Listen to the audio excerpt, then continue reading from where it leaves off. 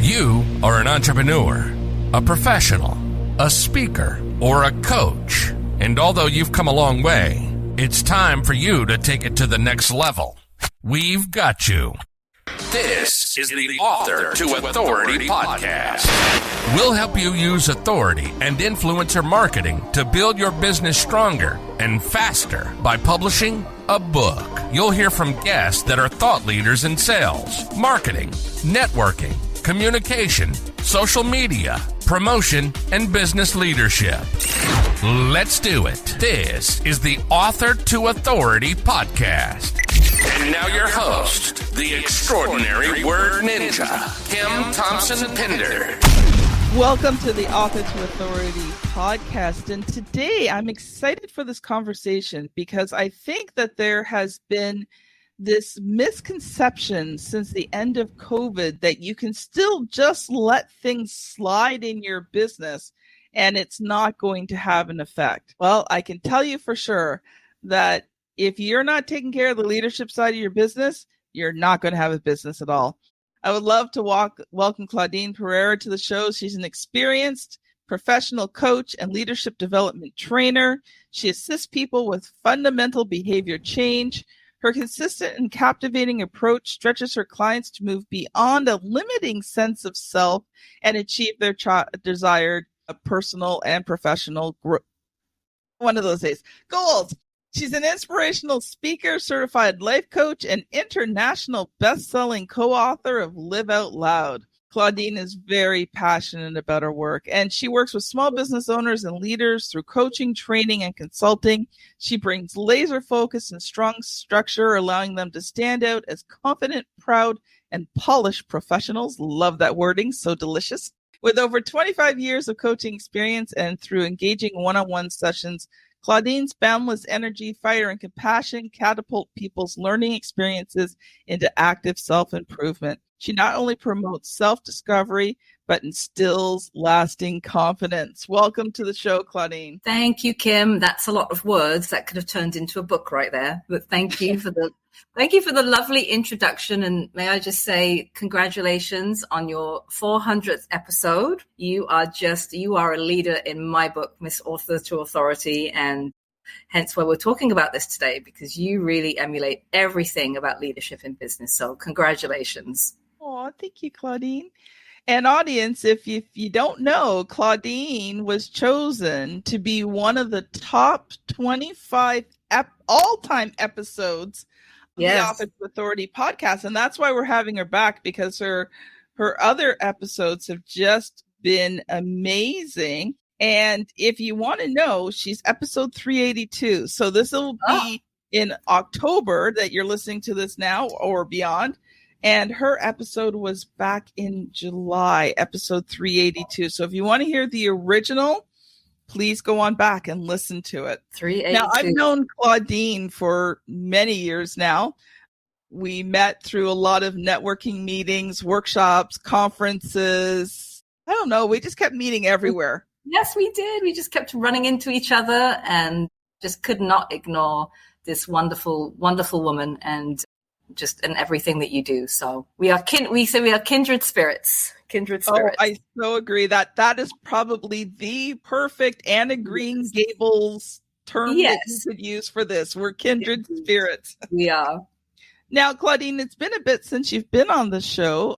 Why don't you share a little bit of an update of what's been going on in your life, especially now post-COVID, because the last time you were on, we were in the middle of COVID. We were, and actually it was interesting when I listened to the podcast over again, and 382, got to listen to it. It's all about how to sell during the pandemic, and everything kind of just still really applies. So fast forward to now, one of the things that my business has done with my entrepreneurs and my leaders is really think about battle-proofing their businesses. So that's become sort of like a new piece of, the organization in terms of not just planning for the next 60 days or 90 days or the next quarter. We now start to plan for the year ahead and the year after. So we really are thinking more than just today. We're thinking further ahead. So that's been definitely a change since COVID. it's been lovely because I'm back in person at my office, seeing clients in person. However, the one thing that did shift was obviously being able to be hybrid. And I always say there's always a gift in every bad package. And one of the gifts in COVID, and I think for a lot of entrepreneurs, if you're listening today, you'll say is the fact that we can do things remotely and not have to get out of bed for a networking event at 7:30 in the morning and show up. We can be in our pajamas now and dress from the waist up, and we can gain some efficiencies in time. So that's been really nice. I'd say post-COVID, it was a big shift in my business model because I was very much an in-person coach, and now it's been great. I've actually done a lot of training for leaders down in the islands. So I did some training at a very famous bank in Guyana. I did some training at an insurance company in Trinidad. It would have been lovely to be in person, but it was during, COVID and post-COVID. So everything was remote. So what a gift we were able to have with being able to do training like that. So lots of things going on here at the Pink Coach, always moving and shifting. And so thanks for having me back again today. Loved what you said about finding the good in the hard times, because I think we needed as a country, as a nation, to actually shift more into the remote. And everyone was stalling out on doing it because you could get together in person, and now all of a sudden you can't. And the people who could shift. I mean, we were talking just before the show about a couple of clients of yours who weren't willing to make the shifts, and now they don't have a business anymore. So I think, as a leader, you have to be able to shift. You have to be able to pivot. You have to be able to change. I always think about Blockbuster. Yes, Blockbuster. I know. We all were big Blockbuster fans, and look what happened to Blockbuster. Yeah, they refused to change. Netflix came in, wiped them out. Right. Exactly. They took over the monopoly, took over the world. So yeah, absolutely. And I think that's the biggest piece is change is really hard. Robin Sharma says it the best. He says, change is hard at first, messy in the middle, and gorgeous at the end. And I think as human beings, it's true. And it's a great quote that I love. And a lot of you listening to this know I'm big fans of Robin Sharma, but as human beings, we don't want to change. Our brains are not wired to change. It's sort of against our nature, but we have to. And that's one thing I've really learned and encouraged my clients to do post-COVID is you have to learn to be, pivot word, but be nimble and be agile and learn how to switch gears when you need to switch gears and anticipate the future and look ahead as you're planning in your business to go, okay, what are we going to do if the pandemic hits again? There'll be something else later down the road. Are we prepared? So yeah, change is hard. When you said that quote, the first thing that came to mind was pregnancy. Oh, right. Yes. Yes. Oh, yeah. Well, pregnancy is one thing. And when the child comes along, I remember when I had my daughter 25 years ago, I said to another mom, I said, does this get any easier?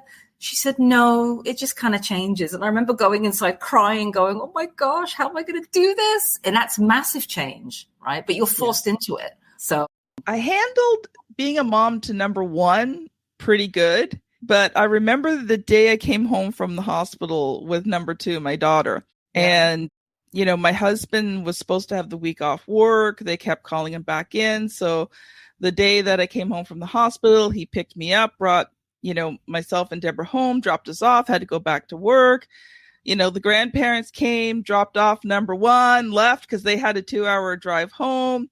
I'm sitting on the couch, I'm holding number two in my arms. Number one's beside me, having been spoiled for a week, wonderfully spoiled, not bad spoiled, but wonderfully spoiled by the grandparents for a week.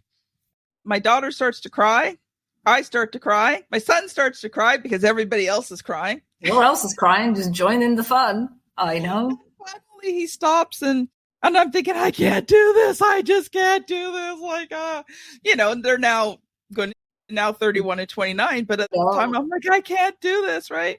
And my son, he just finally he stops crying, and he's 2, so he can't speak too well. But basically, in his talk, he basically said, "Mama, why we crying?" Oh, bless him. And I said, I don't know. No, you don't know. And then he looks at me and he says, can I go play? Yeah, life was fine, right? I can completely relate. And it's interesting that you use this. This is a beautiful analogy to business because, just like a child rearing kids, raising kids, should I say, business changes and ebbs and flows. And I think that's about being agile, that business is not linear. We're going to go through seasons. We're going to go through good seasons and not good seasons. We're going to go through periods of growth and periods of shedding. And it's what you do in those times. And this is why I'm so passionate about leadership. And one of the first times I did my whole leadership training, someone said, leadership and being in business, what does that have to do with business? And I said, it has everything to do with business, especially now, post-pandemic, where we're seeing a lot of sloppy businesses, a lot of sloppy service, a lot of substandard service. You go to your favorite restaurant or for a coffee, and you can just see people are slipping. People are not paying attention anymore. So this is my piece about leadership with everybody. No matter what you do, even if you're not a leader, if you display leadership qualities, everything that you do will stand out a mile. Yeah, two thoughts on that. I always equate entrepreneurship to a bowl of spaghetti. It twists and turns, it crosses, it goes over, and you have no idea sometimes which direction you're heading in. But I love that. I'm going to steal that for my next newsletter, the bowl of spaghetti. I love it. The other thing is that one of the effects of COVID is people now are not putting up with bad work environments. We see the quiet quitting. And so the level of customer service has dropped because people are not respected. They're not in good work situations. They're not appreciated. So they go in, they do their time. They don't do it with excellence. They do barely enough. Right. And we're seeing the effects of that right across Canada. Absolutely. And I don't really know why everyone's decided to go. So not everybody, I'm not putting everybody into that same boat, but most people I just see are just willing just to get by. They're not willing to do, the 95% of the hard work to be in the elite 5%. It's just, let's just do what we can just to skim by. And for me, I want better for myself. I want better for my clients and them to do better for their employees that they are coaching as well, to raise that bar, so that we're not playing at 80%, we're playing at 150, right? And that's where the leadership piece comes in. And you got to want to do it. You got to want to own it. I say you got to want to own it and lead it. And actually, Robert Sharma has another beautiful quote. Let me see if I can say this right.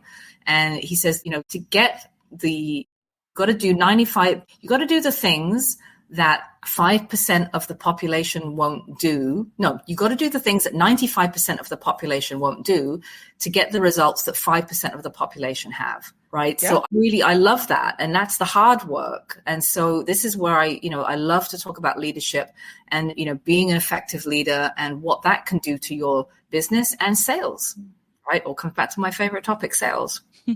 So, Claudine, I'm going to let you loose for a bit because I know you've got some teaching and training that you want to do. So I'm going to let you loose. Dangerous. Yeah, I know, but I trust you. And then we'll talk about it. Okay. So, all right. So, if you're listening to this, grab a pen, grab a paper, take some notes. I always say there's homework and everything. There's no point. It's lovely to listen to a podcast. And if you're listening to Kim in the car, then go home and rewind at 13 minutes of where we are now and pop a few notes in and set yourself a little action plan about how you're going to lead in business. So I'm going to give you some of the things that I love to do and that I coach my clients to do in terms of, having essential leadership qualities and how they can impact your business and how they can impact your bottom line. So number one, the first piece, so write it down. That's what good leaders do. They write it down and then they're going to go share it with the world. Sharing is caring, as my mother-in-law says. So it's about having a clear vision, right? It all starts with the vision. So whether you're a business owner, whether you are a manager listening to this that has employees, whether you are an entrepreneur that has employees, it's all one and the same, right? So we wear many hats, but the most important hat that I feel we should be wearing is the leadership hat. And it starts with the vision. It starts with your vision for your business. What is that? And if you're not sure what that means, you can Google it. You can Google how to create a strong vision. But it really starts about your vision in your business and what's in your heart.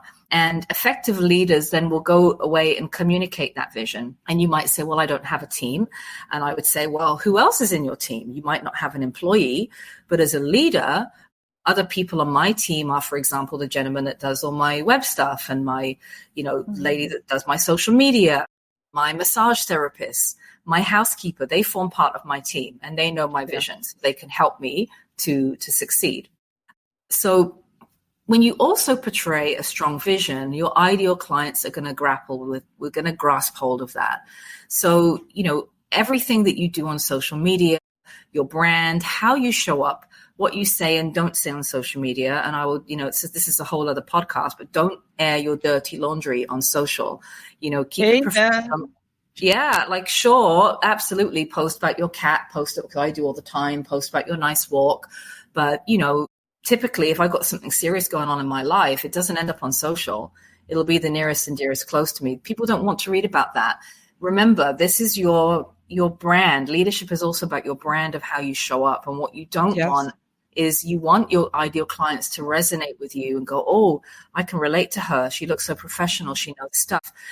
Share success stories, but don't air your dirty laundry. So create a clear vision, just to sum that up. All of my businesses that have been uber successful through COVID and beyond have had a very strong vision and have always held on to that and have displayed that to their clients and to their employees and building that brand. And the sales will come from that. So that's the first part. Do you want me to continue? Because I talk for England, you know that. I can talk for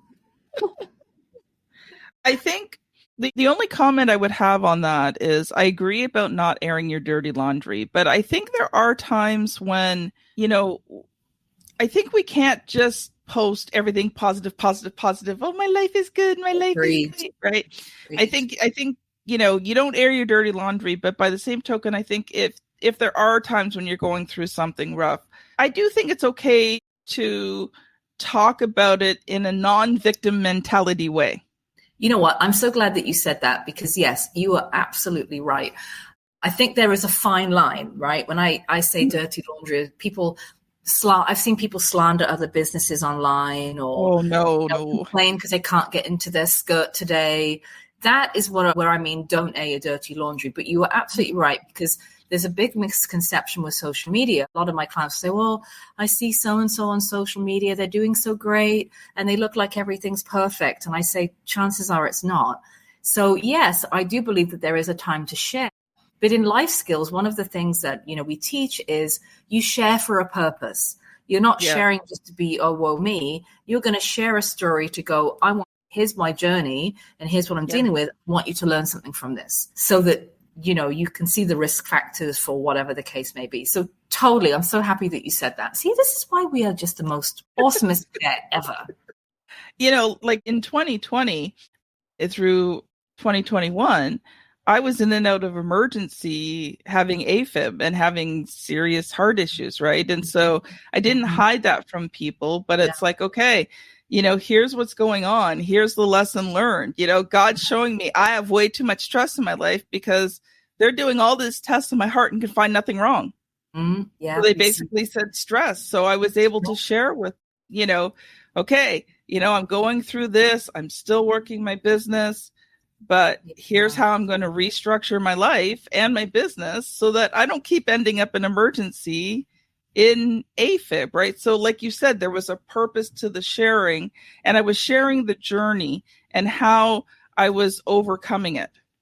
And I remember that, and actually, because I didn't see you for a while, and I remember messaging you going, are you okay? And then I saw all of your posts. So again, that's strategic. That's more, there's a fine line between complaining and venting and the woe me and, oh my God, I'm my business, I'm not making any money, or this, that, and the other, to something strategic like that to go, then I've had to adapt and, create different things and be nimble in my business and lessen my stress, which is a huge lesson. So this is great. This is really good that you shared, for sure.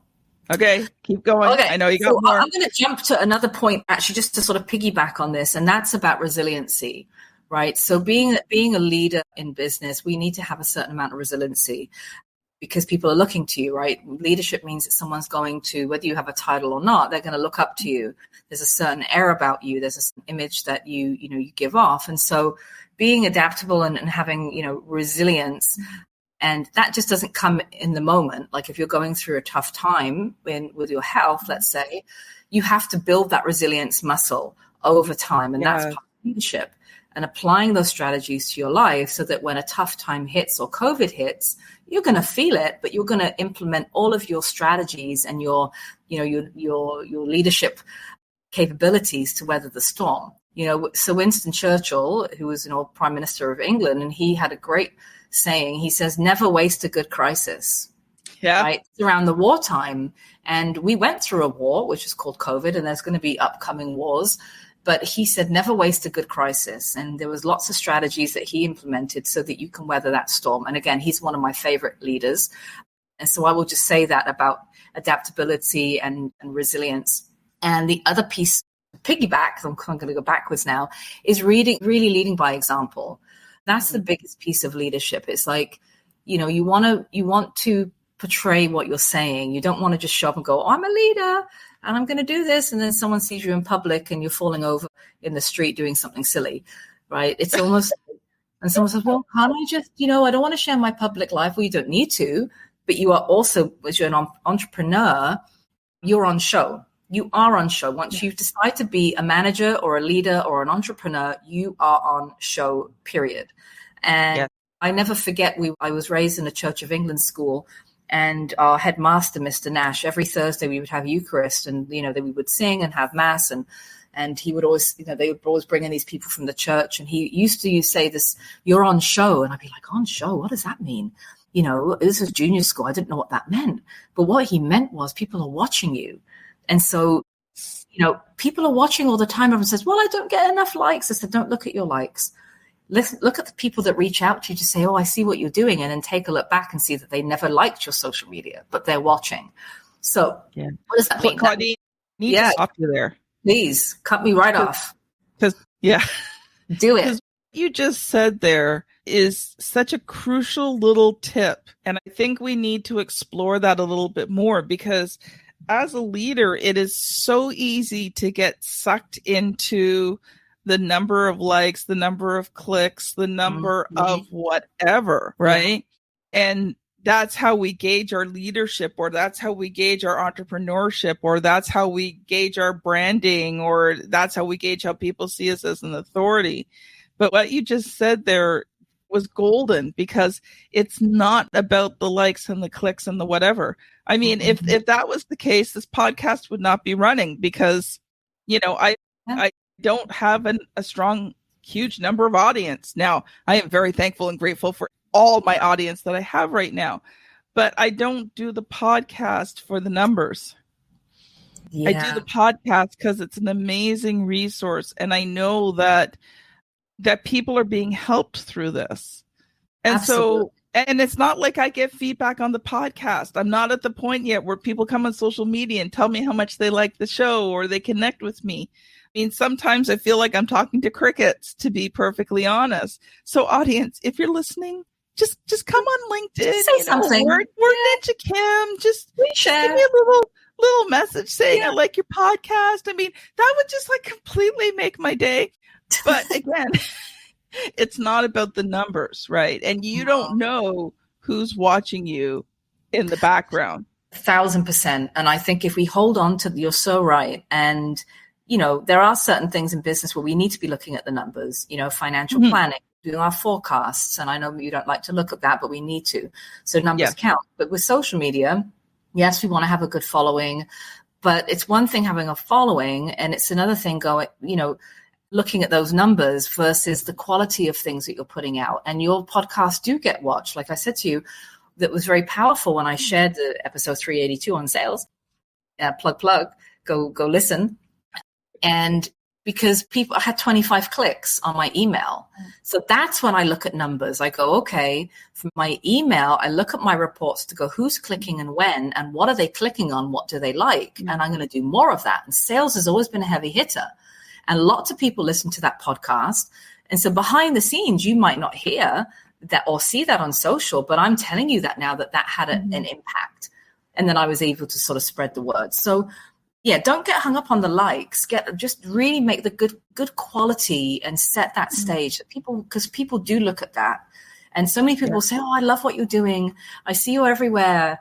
So people are watching. And I think that we set that tone, right? We set that tone as a leader in business or a leader as a manager. It's the same thing if you're managing people as an entrepreneur. With a lot of my clients have teams, they're looking at you, right? You need to embody that brand. You need to be that trailblazer, and you need to be empowering them to do better. right? So that's a whole other piece about, motivating your team and empowering them to want to do a better job so they stay with you, right? Yeah, and just popping back to the social media for a second, I think we have to have a different perspective on what social media is. And yes, so we just put up a comment. Our favorite digital marketing strategist, Dee Boswell Book. She was also picked as one of the top 25 episodes. Yeah, I love it. How did she just say hi? I love it. She's saying hi. Yeah, she just came on the LinkedIn Live. So audience, if you didn't know this, we actually do these episodes live on LinkedIn, and they're usually, you can watch them a month to 2 months before they come out on the podcast. So if you want to see the episodes live in a recording, get a chance to make a comment, who knows, you might just be featured on the podcast. Come on over to LinkedIn, send me a connection request at Word Ninja Kim. Come watch the lives, make some comments, and who knows, we just might feature you on the podcast as well. And I love it. And I'm like technology. And that's why I love you. You are a trailblazer, and you are a leader in what you're doing. And you're not settling with author to authority. Every year that goes by, you're taking things to new levels. So that's leadership. And the fact that Dee has come on, and Dee and I, a dear friend of mine, and we worked together for many, many years, and I helped her to grow her business. And when you look at Dee, she is, when we think about leadership, she's a true leader. She created a vision for, role as a digital marketing strategist. Business has chopped and changed over the years. She was able to build her business and quit her day job and do way better with what she's doing right now. And that's because she started with a vision. She is a leader. She shows up online, polished, professional, and she's like all of us, we have our days, but she is that visionary. She's creating that for her audience and her team that works with her. So kudos. She's amazing. I love her. Just because she came on, we'll give Dee a little shout out as well. So Dee was also featured as one of the top 25 episodes. So her episode is 387. And we already recorded her newest episode, which would have aired on September 29th. So, please make sure that you check out Dee as well, Dee Boswell Buck on LinkedIn. And she is also a treasured member of the Author to Authority podcast community. I do want to go back to social media for just 1 second, because I think one of the concepts that entrepreneurs have is that they use social media to sell. And I'm not saying you can't sell on social media, but to me, social media is about social proof. Because when you are Googled, and I don't know whether most people realize this or not, but if you have a LinkedIn profile, LinkedIn has a lot of credibility. So generally, if you're Googled, LinkedIn is the first social media that's shown. That's right. So if you're an entrepreneur and you do not have a strong LinkedIn profile and some content on there, you are missing out, because when people check you and there's nothing on LinkedIn, guess what they're going to think about you. So I'm not saying you have to be on LinkedIn all the time, but at least once a week or so. And have a strong profile. 1,000%. I cannot stress enough how important LinkedIn is out of all of the platforms when you are in business. And it drives me crazy. Sometimes people say, well, I didn't get a sale. I'm all over social media and no one bought from me.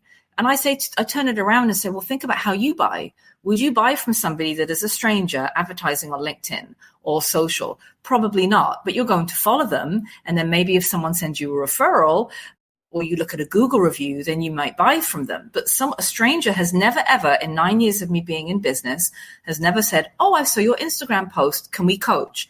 No, it's always come from somebody like a referral or Google or somebody, the know, like, and trust factor. And really, the social presence in LinkedIn is gravy. So that when someone goes to research me, and if you're, looking to hire someone for business, you're going to go everywhere and research. And if you don't have a strong profile or a consistent profile that, you show up, especially LinkedIn, trust me, I've looked up so many people that have wanted to do business and I don't see them on LinkedIn. I don't see they have a following. I don't see they have a picture or a bio. They're going on the no pile. Yeah. So that's a homework. Get your LinkedIn. If you don't know how to do it, someone like Dee, or there's lots of people out there that can help you to, to create those things. And it is a piece of, when I work with entrepreneurs, it's a piece of what we do. We always look at LinkedIn. So thanks for bringing that up. I love it. Yeah. And I think that that's part of the leadership too, is that, especially like we were talking about before the show, is the fact that, if you are a leader of a small business, small team, solopreneur, consultant, professional, those types of things, part of your leadership is letting the world see who you are. You're the brand of the business. That's right. Yes. Right? Yeah. So, in terms of RTI Publishing, I'm Kim Thompson-Pinder, the extraordinary word ninja. I'm the chief visionary officer of RTI Publishing. RTI Publishing is the company. The extraordinary word ninja is my brand. And then the brand of the company is author to authority, right? But all three of those pieces work together to create a cohesive unit so that when people, are checking out the company. Oh, you've lost I can't hear you.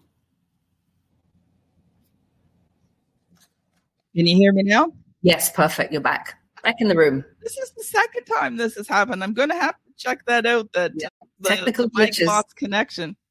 This is one of the joys of podcasts and technology.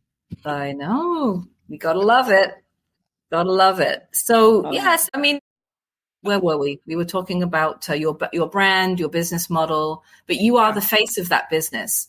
And so, that you wear that brand, you wear that, you are only as good as the last compliment someone gave for your company, right? So even, you're amazing. You're amazing. And this is what people fail to, and this is where the leader, again, I can't, stress enough about leadership and creating that leadership, whatever that looks like for you. There's lots of different things. Leadership is like a spaghetti because there's many different types of leadership, that you can dig into, and you got to kind of make it your own, right? But I wanted to say, just think about owning it and leading it. Own it and lead it.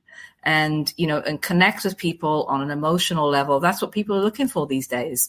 When I asked my clients, like, what is it that attracted you to me?